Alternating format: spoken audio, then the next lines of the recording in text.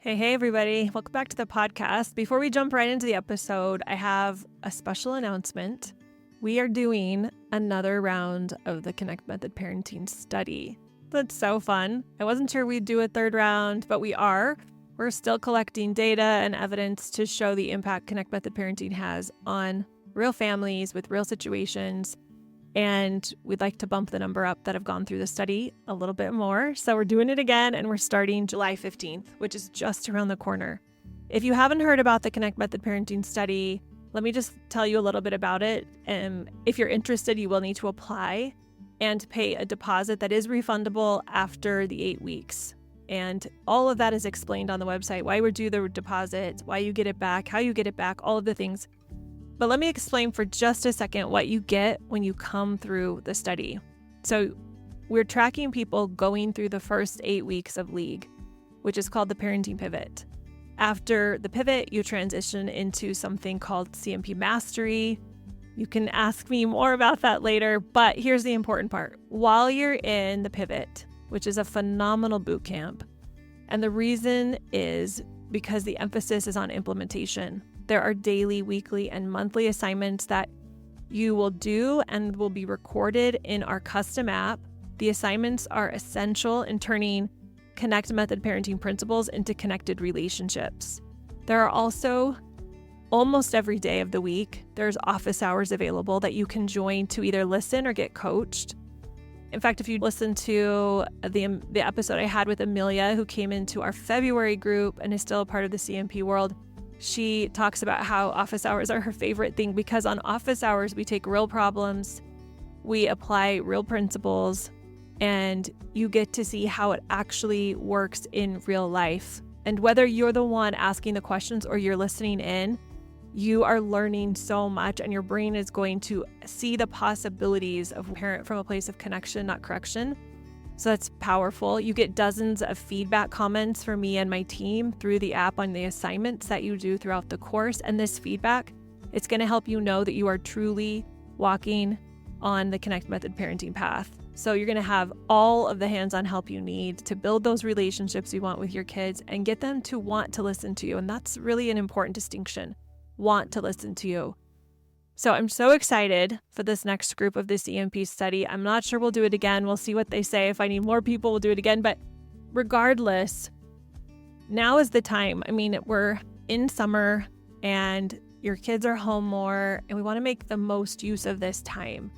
We want to double down on the relationships, on the understanding, on the connective responses we're having when there's off-track behavior. Now's the time to learn it. So if you're interested, and you want to jump in on July 15th, you can go over to cmp.works/study. I'll link it in the show notes too, and find out about what's happening so that you can apply, get your refundable deposit in, and join us starting July 15th. And if you're afraid because you're going to be traveling, you can do this on the go. It takes a couple of, I'd say plan on 3 hours a week of investing in the learning and the implementation and assignments. And then the rest of it's just you're doing it with your kids already. You're already parenting, so you're just going to be using these principles inside the container of being a parent already, so there's no extra time.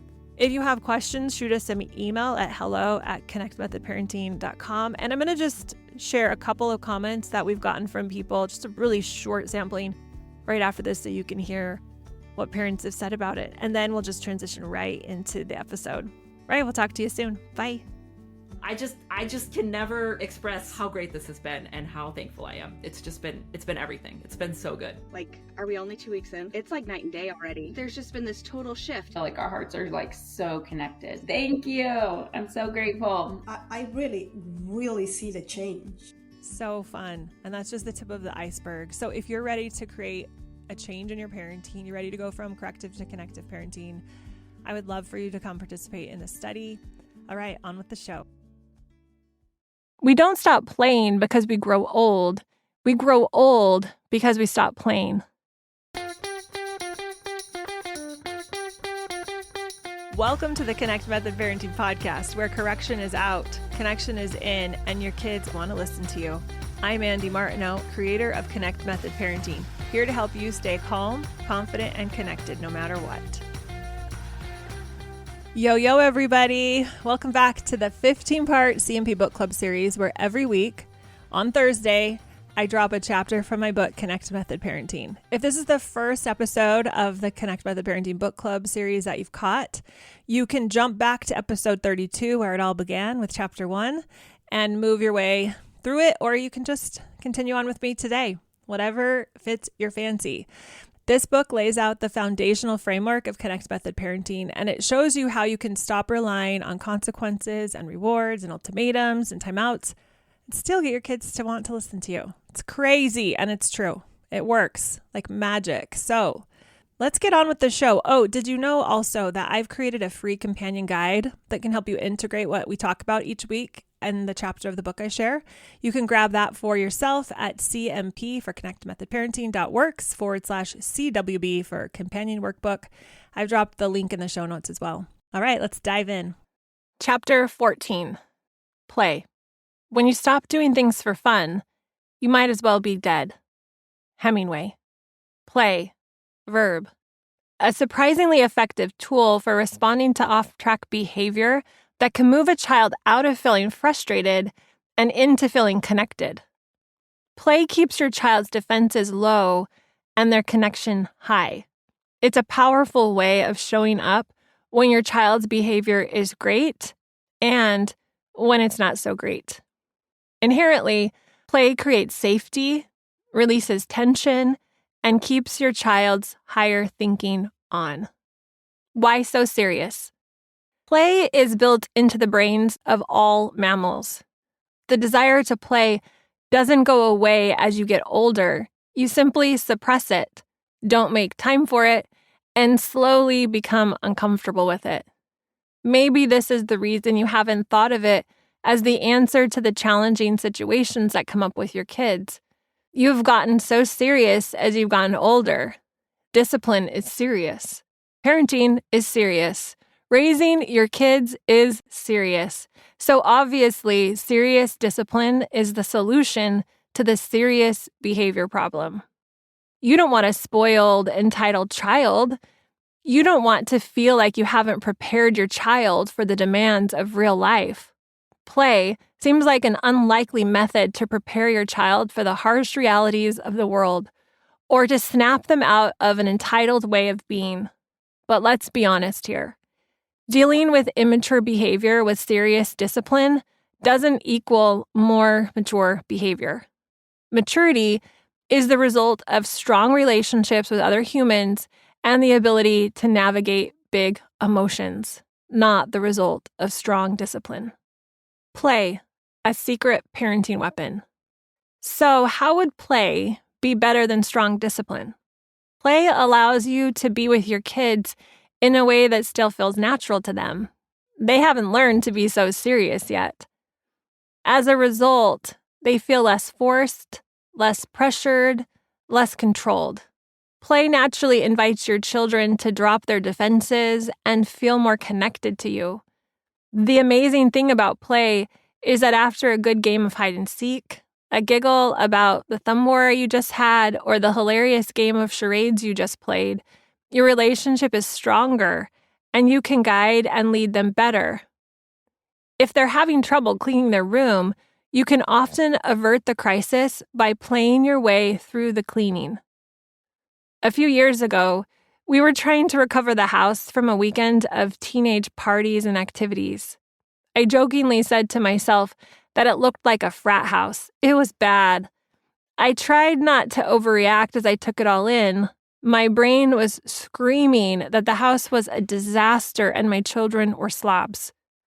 Then I heard my connective brain kick in and say, "Wow, you guys had such a fun weekend that you haven't had time to clean it up yet. That's not a problem. You can totally figure out how to get this cleaned up." I sat everyone down thinking surely they would all notice the mess they had made and offer to help clean it up. Nope, they hadn't noticed and they didn't offer. They didn't think it was something we needed to work on. They'd all stayed up late every weekend night hanging out with friends. They were tired. They wanted to take a nap, not pick up the house. The kids were getting frustrated over the cleaning jobs I'd assigned them.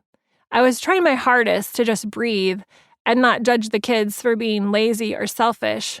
I was struggling to not feel frustrated. I closed my eyes and realized something. I needed to stop being so serious. We all needed to relax and play. I decided to take a break and play with the kids for a few minutes. Play can look very different depending on the ages of your kids. Even though my kids were big, I suggested we play hide and seek. Truthfully, it was the only playful thing I could come up with in that moment. We hadn't played hide and seek in years. They were confused, but decided it sounded more fun than cleaning. For the next 20 minutes, my kids, who at the time were aged 11 to 17, played hide and seek. I'm proud to say I'm still a hide and seek master. They only found me because my husband told them where I was. For 20 minutes, we connected, laughed, and relaxed. When we came back together, we made a cleaning plan and got it done quickly. A little dose of play can go a long way to getting things moving. A playful connection is better than a serious correction. When you're too tired to play. The biggest problem you'll have with play is that you won't be in the mood for it. The stresses of work, home, and family life can bog you down. Plus, you haven't seen play modeled like you've seen serious correction and discipline modeled. So, you go to what you know, correction. But what if you knew the best way to help a cranky child work through their angst was to erupt into joyful, silly play instead of giving him an ultimatum to stop being so cranky? What if you knew the best way to stop battling the kids at bedtime was to play your way through bedtime? Play can be infused into anything. Dance your way through teeth brushing. Sing your way into their pajamas. Tell them an epic story where your children are the main characters and play your way into sleep. Say your final goodnights with your secret bedtime handshake. It's so fun to play your way through challenging situations instead of correcting your way through them. Play can often close the gap between what the kids want to do and what you're trying to get them to do. Here's what it might look like. Your child says something like, "I hate you," to his sibling. Parent jumps in, picks the child up, and kindly says, "Let me see your sweet face. Look at that kind face. Let me kiss it 100 times so it remembers how sweet and kind it is." Then you put that child down and love on and play with the other kids, so they all get equal, loving, playful connection time with you. Using play when there's off-track behavior is a fabulous option. Just make sure you're also playing and having fun with the kids when there isn't off-track behavior. Responding with play instead of punishment doesn't mean you're telling them it's okay to say "I hate you" to their sibling. You're telling them that you love them and will stay close to them regardless of what they are doing or saying. You're showing them it's okay to mess up and that you'll be there for them no matter what. Responding to your child with authentic, genuine play is a win for both of you. It will increase your chance of them listening to you no matter what's going on. If you're new to Connect Method Parenting, I have a great way for you to get started. I created a free course that covers some of the biggest challenges parents are facing and how Connect Method Parenting solves them. In an hour, we're going to talk about why parenting is so hard, how to get your kids to want to listen to you, how to stop yelling and losing your cool, and become that calm, confident, connected parent for good. It's the fastest way to get started using connection as your go-to tool for influencing and impacting your kids. Go to cmp.works/course to get instant access today. We don't stop playing because we grow old. We grow old because we stop playing. George Bernard Shaw. Practice playing. If you've lost your playfulness, practice being playful. Try different things. Let yourself get lost in the moment. Forget about the outcome. Focus on the moment you are in right now. You've got to practice if you want to be good at anything. Playing is no different. Practice being silly, ridiculous, nonsensical, and present. Play makes creating deep, meaningful relationships with your kids easier Not because you did the perfect relationship building steps and trust exercises. Nope. It's because you spent time authentically connecting with your kids. You created meaningful moments that allowed you and your children to relax, think, have fun, be with each other, to let everything else go. You let the future take care of itself and just showed up for today. A daily play plan. Relying on a play plan is a lot less sexy than being a naturally playful parent, but it's an extraordinary strategy to consistently connect with your kids. I mean, if you have a meal plan and a workout plan, why not have a play plan? You're going to have great days and not so great days. Days when your morning routine goes smooth as silk, and days when your kids refuse to get out of bed and they miss the bus. A daily play plan will get you through the ups and downs and help you create meaningful moments out of the mundane ones. It's not that you're going to stick to the plan perfectly, but having a plan makes it a lot less likely you'll get caught up in the chaos or whisked away by random whims. Ideas for play. Here are some tricks to get you into a playful state. Dance when nobody's watching. Write a poem alone or with your child. Don't show anyone, then throw it away. Turn a big project into a game. Detach from the outcome and focus only on how much fun you're going to have doing the steps. Draw a picture together or by yourself. Look at it, then burn it. Set your morning routine to music. Jump on the trampoline with the kids until you pee your pants. Okay, peeing your pants isn't necessary, but I promise you'll get a good laugh out of the kids if you do. Play hide and seek before cleaning the house. Make a list of activities as a family that cost nothing and don't need you to go anywhere. Then pull them randomly out of a jar and do them. Put sprinkles on your dinner instead of salt. Swing. Have a donut tasting party. Bake a cake without a recipe. Do something unfamiliar that requires tools, ingredients, or materials you've never used and see what you can create. Another way to get into play is by having a contest to see who can make something the worst.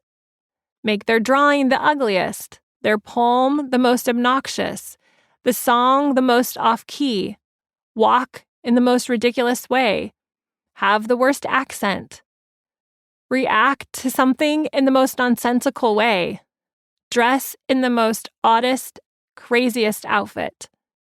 More playful things to do with your kids. Challenge them to a thumb war or leg wrestle. Get a huge piece of glossy paper and finger paint. Make a fort.